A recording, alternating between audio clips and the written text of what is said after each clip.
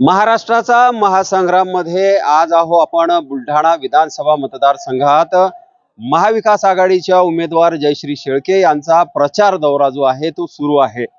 भीमनगर असेल, अण्णाभाऊ साठे नगर असतील, या नगरातून हा प्रचार दौरा समोर मार्गक्रमण करत आहे। बरेचसे कार्यकर्ते रॅलीमध्ये सहभागी झाले होते, ते आपल्या सोबत आहेत। काय सांगाल, कसा जनतेतून प्रतिसाद मिळतोय महाविकास आघाडीच्या उमेदवाराला? महाविकास आघाडीचे आमचे उमेदवार आहे जयश्रीताई शेळके। ही निवडणूक आता लोकांनी स्वतःच्या हातात घेतलेली आहे, कारण बुलढाणा विधानसभा मतदारसंघात आपण पाहिलेलं आहे इकडे काय सुरू आहे। निवड भ्रष्टाचार आणि 2 नंबरचे धंदे, वरली जुवा मटके, हे खूप प्रोग्रेस झालेला आहे। याच्यात लोकाला दाखवतात तुम्ही की आम्ही विकास केला, विकासाच्या नावावर फक्त आणि फक्त 2 नंबरचे धंदे सुरू आहे, वरली जुवा मटका, याच्यापेक्षा दुसरा कोणताच विकास झालेला नाही। उमेदवार जे महाविकास आघाडीचे आहेत त्यांच्याकडून काय अपेक्षा आपल्या? ताईकडून आम्हाला अपेक्षा अशी आहे की ताई निवडून येणार आहे आणि बुलढाणा तालुक्याचा विकास खूप जोराने होईल। मला सांगाल की बुलढाणा विधानसभा या मतदारसंघात हजारो कोटी रुपयाचे कामं केले असल्याचं बोलले जाते, आणि एवढे कामं केले असताना आमचा विजय होणार असल्याचं विरोधक बोलताय। काय विकास म्हणजे सौंदर्यीकरणाला विकास नाही समजू शकत तुम्ही। फक्त पुतळे बांधलेले आहे आणि पुतळ्यामध्ये किती भ्रष्टाचार झालेला आहे हे सगळ्यांना माहीत आहे। पूर्ण शहरात तुम्ही जर पाहिलं ना, तो ब्रजचे म्हणजे 2-3 ठिकाण सोडून सगळं शहर भकासच झालेलं आहे। नगरपालिका त्यांच्या हातात होती, नगरपालिका तुम्ही जा पहा आता ना साफसफाई आहे, तसा कोणताच काम असं आहे नाही ज्याच्यामुळे नगरपालिकेने चांगला काम केलं असेल आणि नागरिक खुश झाले असेल। निश्चितच आणखीन काही नागरिक आहे। आपण मला सांगाल की आपण बुलढाणा शहरातले नगरसेवक राहिलेले आहात, तर कसं बघता एकंदरीत या महाविकास आघाडीच्या उमेदवाराकडे आणि कसा त्यांना जनतेतून प्रतिसाद मिळतो? अपने महाविकास आघाड़ी को जो उम्मीदवार है जयश्रीताई शेड़के, इनको बहुत साथ दे रहे हैं लोग यहाँ पर, और प्रसिद्धात यानी मोहब्बत अच्छी मिल रही है, और ये चुनकर आएंगे। और ये जो बुल्ढाना शहर में जो भी विकास होया है यहाँ पर हुआ है, तो ये आमदार निधि से नहीं हुआ, ये नगरपालिका की निधि से काम हुआ है। अगर नगरपालिका में नगर अध्यक्ष कांग्रेस का भी अगर रहा और आमदार दूसरे पक्ष का भी रहा, तो नगरपालिका में निधि वो आती ही है, वो कोई रुकती नहीं। नगरपालिका में जो सौंदर्यीकरण की निधि है, दलित वस्ती निधि है, रोड ग्रांट जो है, ये निधि से ही बुल्ढाना शहर में विकास हुआ है। विकास बोले तो विकास के नाम पर रोड नहीं हुए, नाले नहीं हुए, सिर्फ पुतले बैठाने से विकास नहीं बोलते उसको। आज हमारे मुस्लिम दलित एरियो में अगर जाकर देखे आपने, क्या वहाँ पर चलने के लिए सही तरीके से रोड नहीं है। जब से 3 साल से यानी 2021 से 2024 तक के, जब से हमारा कार्यकाल खत्म हुआ, वहाँ से उन्होंने कोई विकास नहीं हुआ हमारे एरियो में। विरोधक तो बोलते हैं कि बहुत सा विकास किया हमने, मुस्लिम बस्ती हो चाहे दलित बस्ती हो, यहाँ पर शादी खाना दिया, रास्ते बनाए, फिर भी वो चुन के आएंगे, ऐसा बोलते हैं।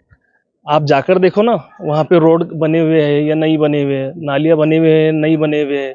दलित बस्ती मेरे प्रभाग में आती है, दलित बस्ती में देखो आप, वहाँ पे बौद्ध विहार बना हुआ है या नहीं बना हुआ है, जाकर देखिए आप, वहाँ पर नहीं बना हुआ है ना अभी तक के। बौद्ध विहार का सौंदर्यीकरण का काम मैंने ही किया हुआ था, जब बाजुरिया साहब MLC आमदार थे, उनकी निधि से मैंने काम किया था उनका सौंदर्यीकरण का। बरेचसे कामं जे आहेत ते दलित वस्ती निधी अंतर्गत झालेले असून ते आपण केले असल्याचं बोललं जात आहे। आणखीन काय सांगाल, एकंदरीत या मतदारसंघामध्ये कसं बघताय महाविकास आघाडीचा उमेदवार विरुद्ध युतीचा उमेदवार, कसं बघा?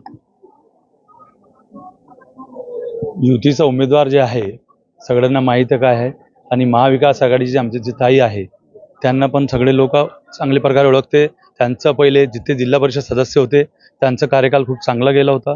आणि आपण जे आता म्हटले की मुस्लिम समाजाला शादीखाना दिला, तो शादीखाना म्हणजे काय? एक 15 बाय 20चा हॉल शादीखाना नसते, तो एक समाज मंदिर आहे। शादीखाना म्हणजे तिकडे सगळी फॅसिलिटी पाहिजे, पार्किंगची व्यवस्था पाहिजे, किचन पाहिजे, महिलांसाठी हॉल पाहिजे, पुरुषांसाठी हॉल पाहिजे, लग्न लावण्यासाठी एक हॉल पाहिजे, असे पूर्ण हे सगळं मिळेल तेव्हाच तो शादीखाना बनेल. नाही तर तो फक्त समाज मंदिर आहे, काही असा म्हणजे खूप मोठा हॉल नाही.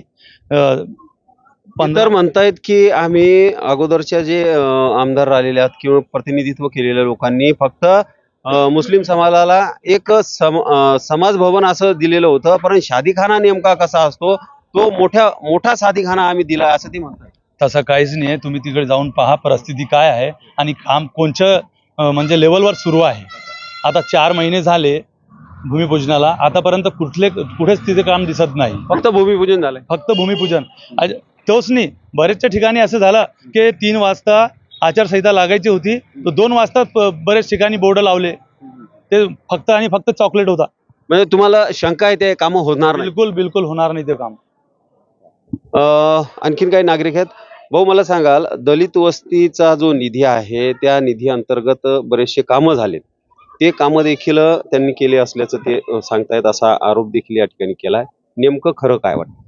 संविधानामध्ये बाबासाहेबांनी दलित वस्ती सुधार योजना हा एक निधीचं प्रायोजन केलेलं आहे आणि त्यानुसार बुलढाणा नगर परिषदेला 2016 नंतर कोट्यवधीचा दलित वस्ती सुधार योजना निधी आलेला आहे. तो निधी यासाठी आलेला होता की जे स्लम एरिया आहेत, बुलढाण्यामध्ये जवळपास 9 स्लम एरिया आहेत, त्या 9 स्लम एरियामध्ये त्या ठिकाणी राहणाऱ्या त्या लोकांचं राहणीमान उंचावण्यासाठी तो निधी असतो. परंतु दुर्दैव असं आहे की बुलढाणा शहरामध्ये ज्या स्मशानभूम्या तयार झालेल्या आहेत, तर त्या दलित वस्ती सुधार योजना निधीच्या जो निधी आलेला होता, म्हणजे जो समाजाच्या हितासाठी आला होता, जो स्लम एरियातल्या लोकांच्या हितासाठी आलेला होता, त्या ठिकाणी एकही घरकुल देण्यात आलेला नाही किंवा कोणत्या नाल्या सडकाने, आता तुम्ही भीमनगरात जाऊन आलेला आहात, तिथलचा तो परिसर तुम्ही पाहिलेला आहे. तर हा जो निधी आलेला होता, हा निधी दोन्ही स्मशानभूमीवर कोट्यवधीचा निधी तो खर्च, म्हणजे ॲप्रोच म्हणून तो निधी वळता करण्यात आला आणि त्या निधीतून ते कामं झालेले आहेत.